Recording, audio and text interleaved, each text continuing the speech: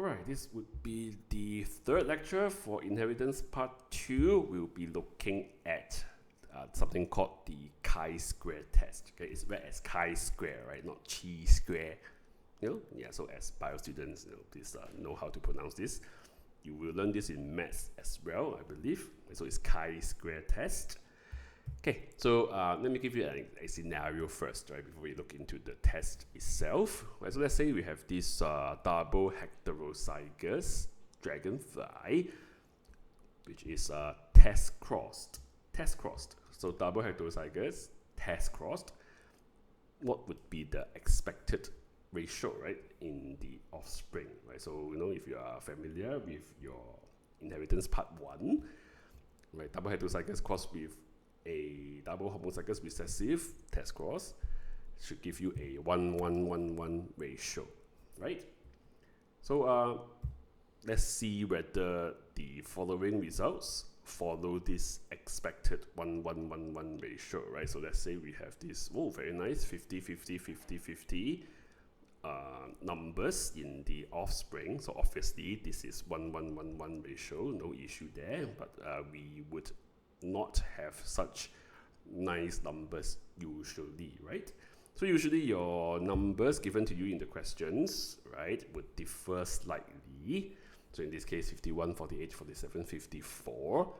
Do you still consider this 1:1:1:1? Probably, because it's very close, right? Very similar. What about these two then, right? Slightly more different. So how close must it be for you to still consider the ratio to be 1:1:1:1, or how different must it be for you to not consider it to still be 1:1:1:1? Okay, how do we decide?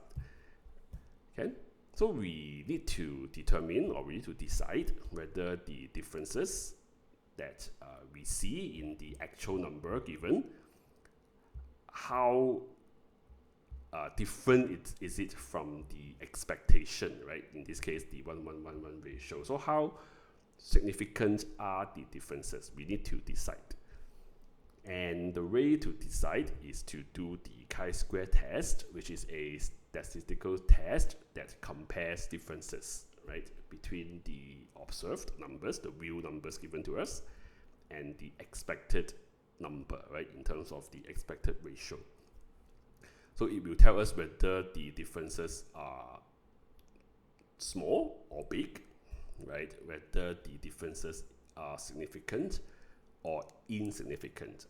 It's due to chance. All right. So we have the example in the notes, right? It is a cross between two double heterozygous plants, and it gives 144 offspring with such numbers, right, for the different phenotypes. Okay, so these are the observed numbers, right, given to us, and because it is a cross between two double heterozygotes, right, so the expected ratio is 9:3:1. Okay, that's why it's 9:3:1 here.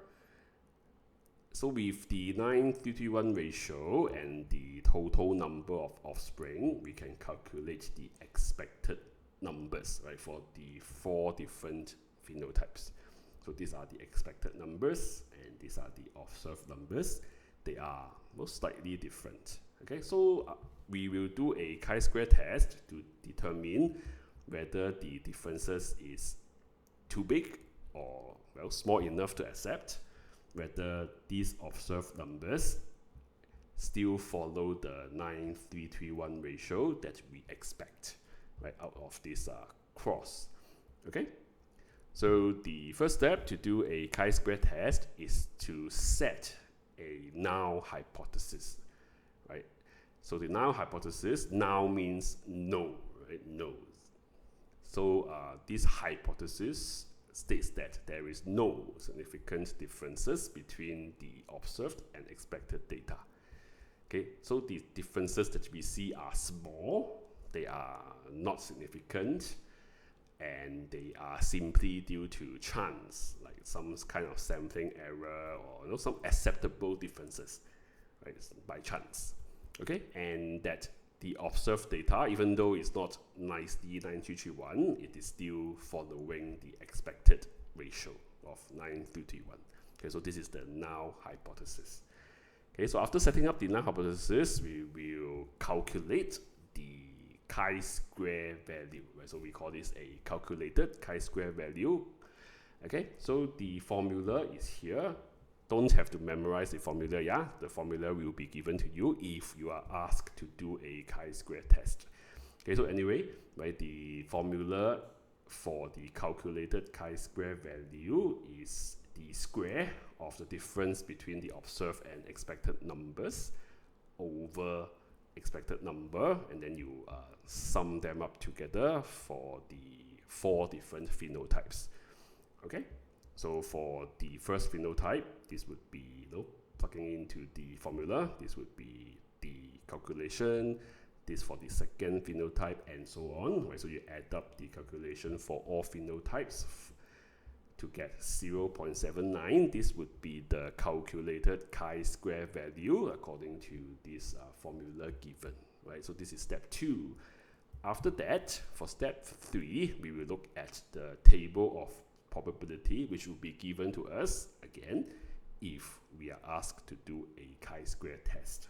Okay, so there are a few features of this table. The first on the left here is the degree of freedom, which is calculated as the number of phenotypes minus 1.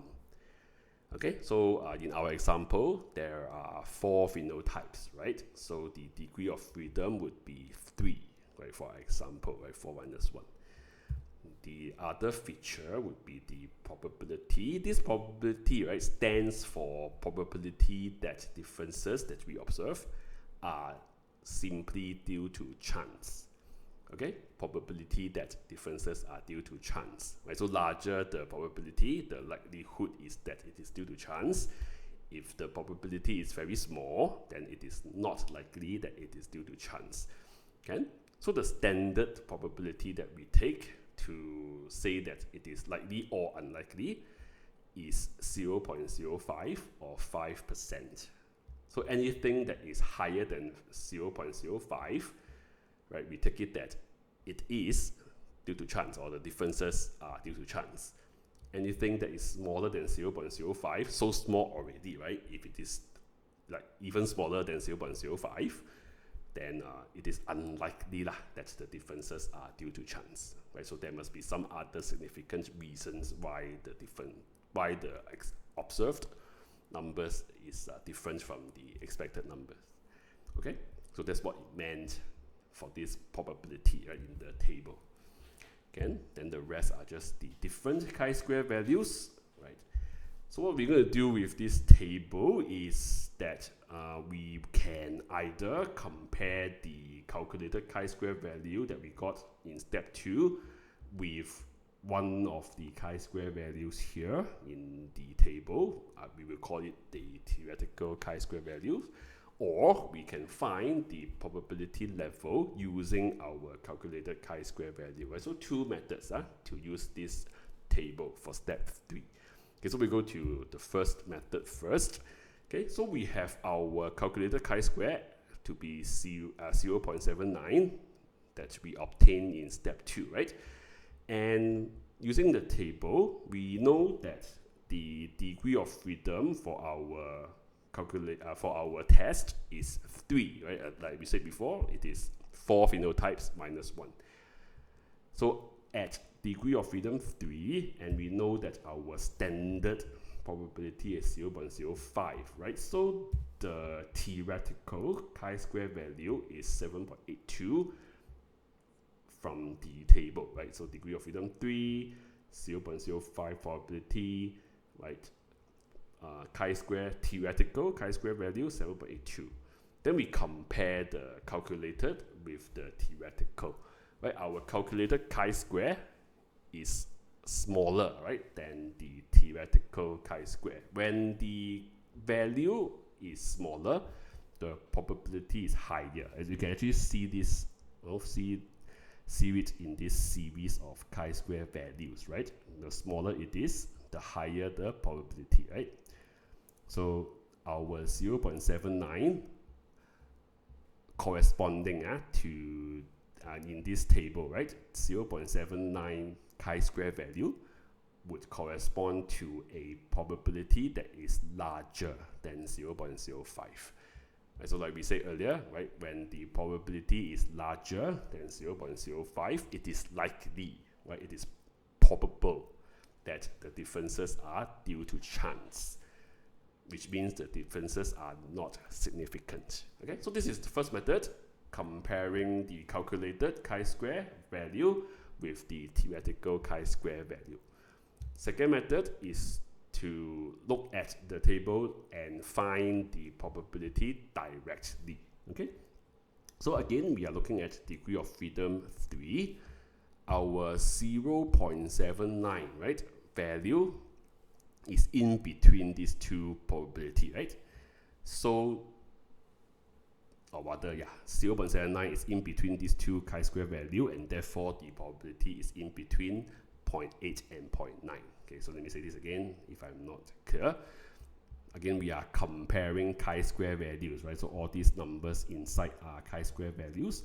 0.79 is in between these two, right? So the corresponding probability is in between 0.8 and 0.9, which are, or which is, right, higher than 0.05, right? So again, highly probable that differences are due to chance and therefore not significant. Okay, so two different methods. Either you compare with 7.82 and conclude that probability is higher than 0.05, or you find the corresponding probability from the calculated chi-square and also conclude that it is higher than 0.05 in this case. So regardless of which method you use, when you look at the table, the same conclusion is that, you know, the probability is higher than 0.05.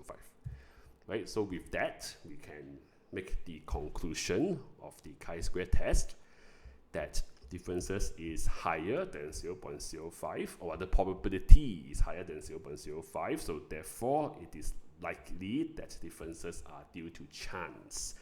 Okay, so because of that, we will not reject the null hypothesis. The null hypothesis is correct because the null hypothesis in step 1 states that differences are due to chance. There's no significant difference between the observed and expected data. Okay, so the observed data, even though it's not exactly 9331, it still follows the 9331 ratio, right? Any differences are small due to chance, not significant. Okay, so this is a chi-square test.